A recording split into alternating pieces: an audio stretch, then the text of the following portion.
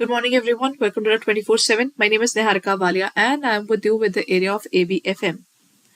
I hope I'm audible as well as visible, everyone.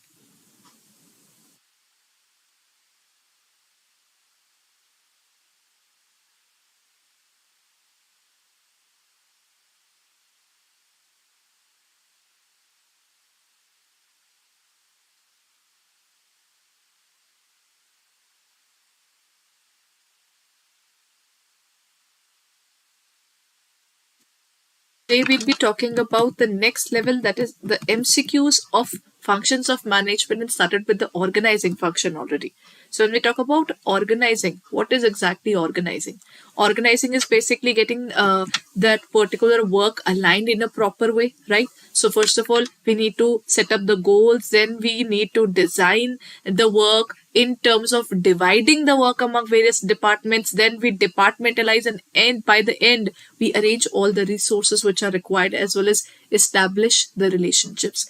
That means we'll be finding out where are you standing in terms of work, where I'll be standing in the work. See, the positions are created when we are working towards organizing. The positions are filled in the term staffing. So, when we talk about organizing is basically deciding the structure of the organization, how it should look, how it should pursue the working. That is how we define the particular working there, right? So, if that is about organizing, then what is delegation? Delegation is pushing the power to the lower level. That means if I am a superior, I will be sharing my work with a subordinate, with my immediate subordinate only. So I'm sharing my work with my immediate subordinate. The correct process of delegation would be assignment of responsibilities, allocation of duties, creation of accountability, or delegation of authority. In this case, what is the correct way of moving towards the process of delegation? Delegation is sharing the power with the lower levels, but how do we start with it? First of all, we will allocate the duties. First of all, the work is specified. On the basis of work, we'll do the next part. So first is allocation of duties. The second one would be delegation. With authority comes responsibility. So first of all, we'll move towards authority. Then we move towards responsibility. And by the end, we move towards creation of accountability. Because this is number. Okay, so this is going to be number 1, first of all, and then this is going to be number 2, this is going to be number 3, and creation of accountability is going to be number 4. The elements of delegation includes authority, responsibility, and accountability. So these three starts from authority, sharing of power with others, then responsibility, sharing of responsibility at the lower level, and the last one is accountability. Right? So this is how the entire functioning is being done. So correct answer is actually D. 2413. Next question. It says, according to this concept, the work and authority is divided amongst many subordinates, and many managers doesn't supervise and control a very big group of the people under him. In this case, this particular person is not handling a lot of people under him. Is it a narrow span of management, delegation, decentralization, or centralization? See, if I talk about the span of management or span of control, it means the number of people I can handle under me. So number of people who are working under me, that is how we define it. So in this case, the correct answer would be the span of control. Narrow span of control means lesser people to be controlling. Then more people would be a wider span of control. So in this case, the correct answer is narrow span of control. Next is Suresh works as a manager who supervises all the situations and functionalities related to a particular department. Here, the authority is more than the other type of organizing. Organization structure. Identify the type of structure they're talking about. Division structure, functional structure, both A and B, or informal structure. When we talk about these, Suresh is working as a manager who's basically taking care of the situations and the functionalities of a particular department. He's working in one particular department only. So if he's talking about one particular department, if I say I belong to the finance department, if I say I belong to the HR department, what are these different departments? These departments take care of a specific function. That is why they are called functional departments, right? So in this case, the correct answer is the functional structure. A functional structure looks like this. This is the chief executive operations or the CEO of the organization there. How do they work?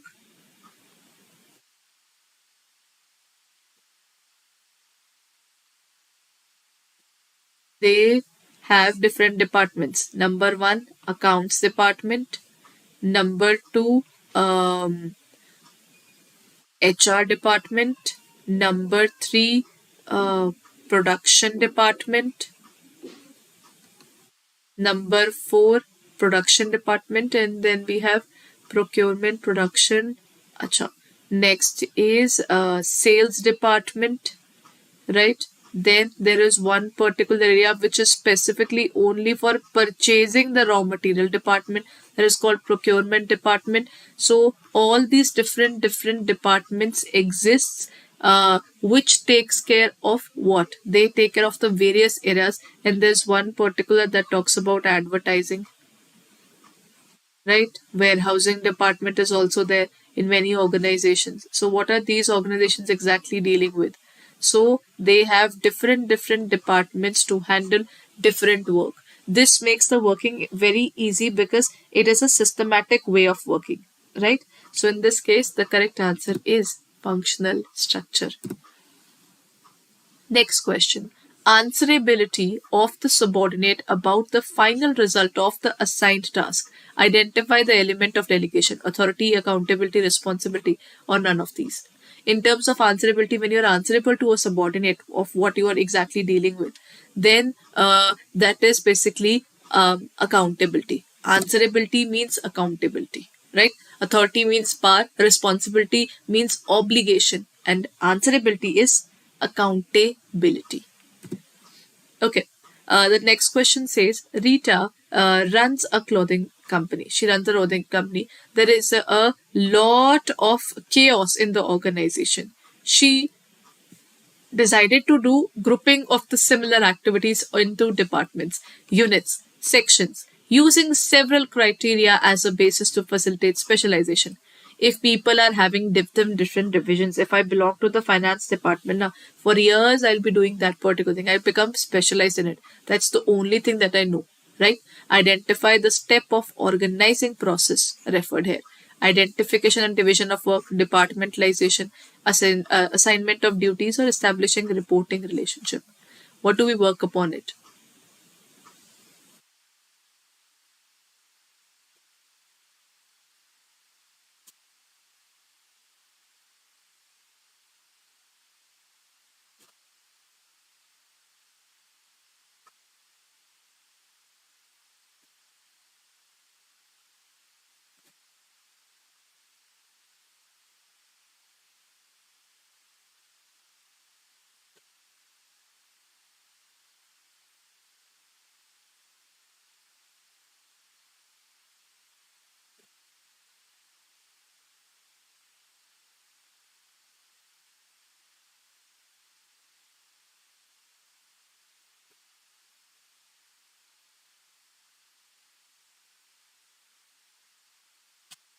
Okay. In this case, what would be the correct answer? Since we are dividing the entire work into different departments, that means we are identifying and dividing the work, or we are creating departments, or we are assigning duties, or we are actually establishing the relationship. In this case, we are just departmentalizing. That means we are creating different departments, and each and every department will have a separate function of their own. For example, the procurement department will only procure or purchase the raw material which would be used for the purpose there, right? That is what we specify here in terms of departmentalization. Another question, this type of organization structure and use the functional departments like manufacturing, marketing, accounting, personnel constitute that the vertical chains of command, while the project organization or product divisions form a horizontal chain of command. There can be two kind of divisions. One is on the basis of the similarity, we are at the same level but we handle different kind of work. That is functional structure, right? That is our horizontal way of working. And in terms of vertical, if I am senior, if I am junior, that is how vertical part is done. The vertical lines of authority are cut horizontally across the project or product line divisions. Is it matrix organization, project management organization, line and staff organization, or line organization? This kind of organization is called actually matrix. Matrix has multiple types of organizations. So that is going like this as well. It is going like this as well. These organizations are very successful in MNCs where they have multiple projects. So when they have multiple projects, this is how they work upon their scenario. Right? Here comes the next question. According to this concept, the work and authority is divided amongst many subordinates, and the manager doesn't supervise and control a very big group of people under him. He keeps this work is very much divided, and the number of people that particular person is keeping is very, very limited. This is similar to a question that we did in the beginning today. Is it delegation, decentralization, centralization, or narrow span of management? If I keep a very limited number of people under me, that is narrow span of control. Span of control or span of management is the same thing. It's the number of persons working under me. Right? So that means the correct answer is narrow span of management. It is the most oldest and simplest method of administrative organization. According to this type, authority flows from top to bottom. The superior will have more authority than that of subordinate. Right? The superior will have more authority. The line of command is carried out from top to bottom. The organization is matrix, line and staff, and functional organization. The correct answer here would be line organization. The oldest form is the line organization. Right? It is defined as the framework within which managerial and operating tasks are performed. Span of management, organizational structure, informal organization, or none of the above. I'm sorry.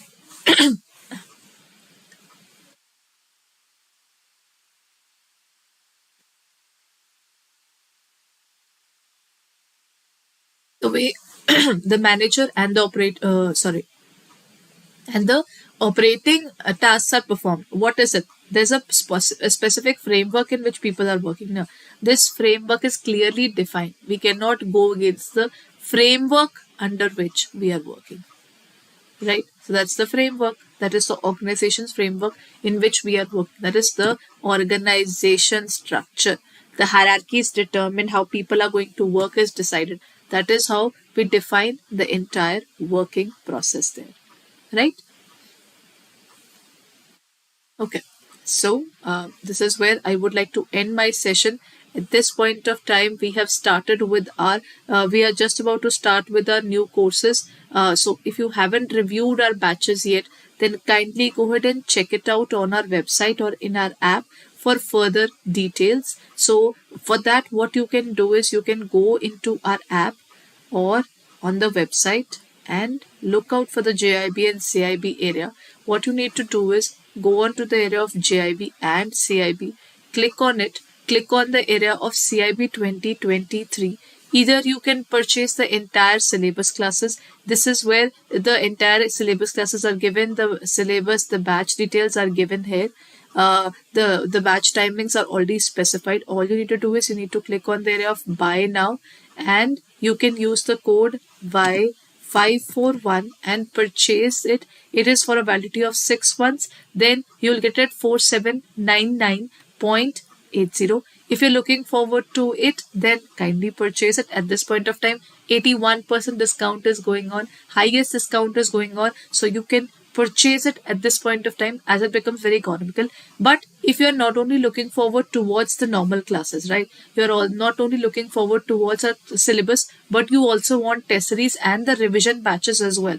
That too, you don't want to limit yourself to English medium or bilingual. You would like to have everything. Then the perfect pack for you is CIB Kamaha pack.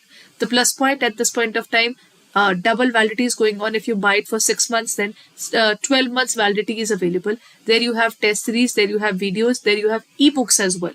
So it includes new syllabus. All the 5 electives would be available for you, right? So that means you have multiple benefits if you're preparing for this examination through our CIB Kamaha pack, because you not only get the classes but also the mock test series, revision batches, ebooks, numerical batches, case study batches, topic wise ebooks would be available, and in-depth analysis as well. So if you're looking forward to it, all you need to do is click on the area of buy now and use the code buy541 and apply it.